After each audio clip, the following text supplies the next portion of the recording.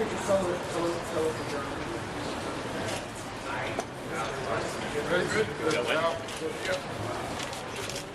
you saw today is that this judge got it and the jury in the past did not.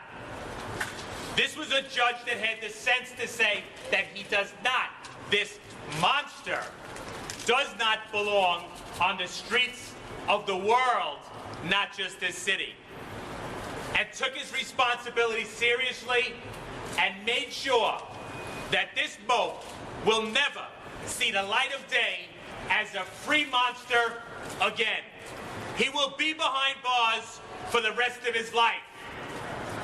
And to make sure of that, this family, as they grow, as their family grows, the next generation of Figoskis will be at that victim impact statement to make sure there's no mistakes in the future. And we start that preparation today. The shame of this and the small smile we have today ends when the Figoskis get home. Because the reality is, Peter's not there. The reality is the strength these parents, the strength these brothers, the strength these daughters showed today in the story that they told was every bit the truth. Their lives have changed forever, and it can never be fixed. This mope doesn't like being called a monster, as their defense said, but he is. How do we know? Because the idiot proved it. When he had an opportunity to say, this was a terrible tragedy, and I'm sorry it happened, he didn't do that.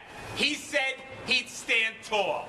Well, let this mope be a hero in prison, while this family's a hero to the world. Yesterday, today, and tomorrow.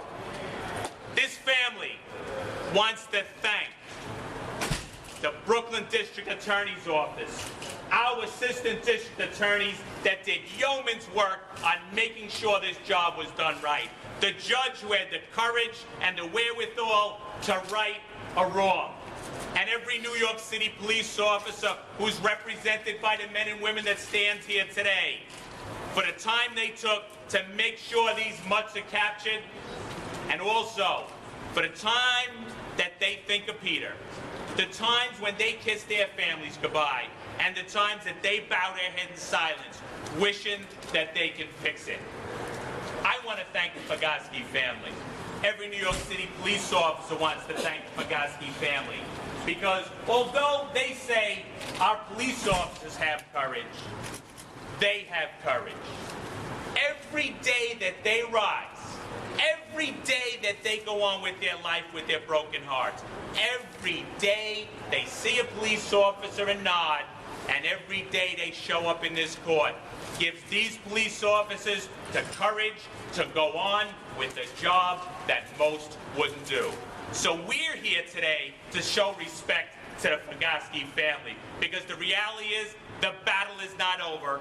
We'll be back to make sure justice is served in the past. And the reality is, we will be standing on the shoulders of Peter Figoski to make sure that happens. So I want to thank this family for what they mean to us.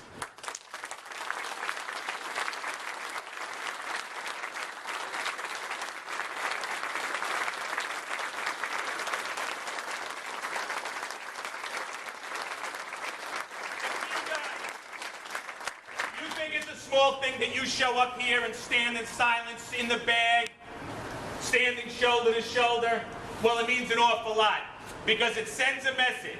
It sends a message to this family that we will do everything we can to take care of you, and it sends a second message as well to any mope on the street that dare raise a hand to a New York City police officer, that if you attack one of us, you've attacked all of us, and we'll never forget that. Thank you, everyone.